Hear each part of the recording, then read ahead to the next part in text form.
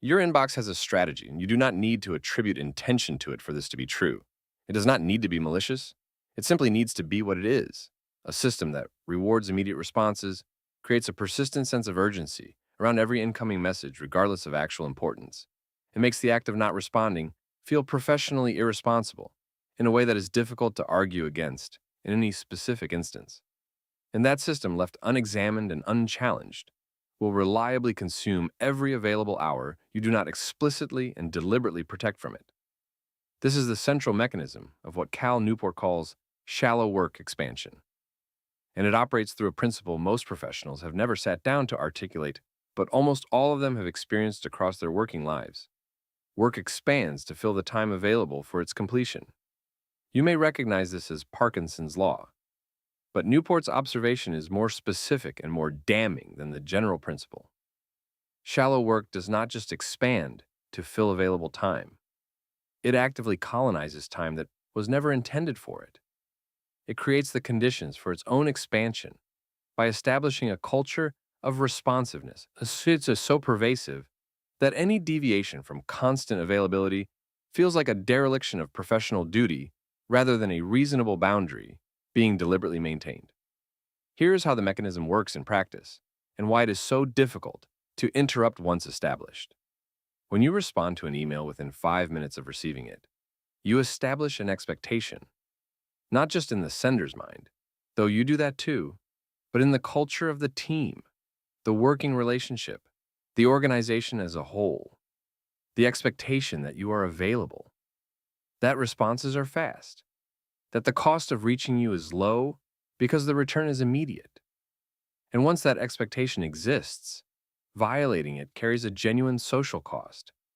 Responding in 4 hours when you previously responded in 5 minutes feels like a withdrawal, a signal of disengagement, a problem to be investigated, rather than a professional boundary being reasonably maintained.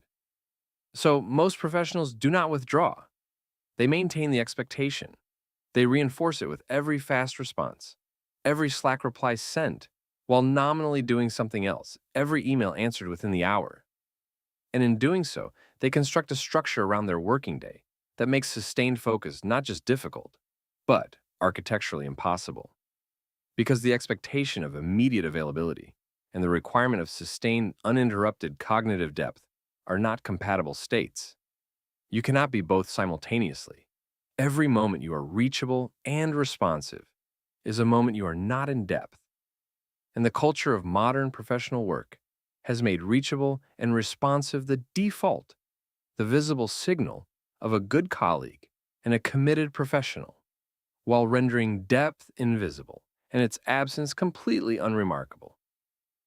Newport introduces the concept of the metric black hole to explain why organizations have not corrected this.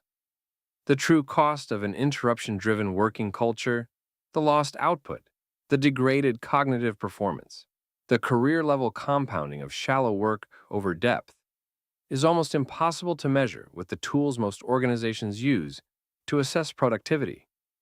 Email response times are measurable. Meeting attendance is measurable. Slack activity is visible and trackable. The output that would have been produced in the 90 minutes of deep work that a stream of notifications prevented is invisible. It does not appear in any metric. It leaves no trace. And because it leaves no trace, the people who design working environments and evaluate professional performance have no mechanism for valuing or protecting it, which means the incentive to protect depth has never been institutional. It has always had to be personal, taken individually by professionals who understand what is at stake. The action before Episode 4 is one specific structural change rather than a behavioral one. Identify the single biggest structural source of shallow work interruption in your working day. Not a difficult colleague, a system, an expectation, a notification setting. The always-on email checked every few minutes out of habit. The Slack channel notifying on every message from every thread. The open door policy that has never had a closing time. Change one thing about how that structure reaches you, not permanently, for 1 week. Notice what returns to you in the space the reduced interruption frequency creates. Episode 4 examines the specific methods Newport proposes for building a working day architecture that makes deep work protected, without abandoning the professional responsibilities that shallow work genuinely represents. Subscribe so you do not miss it.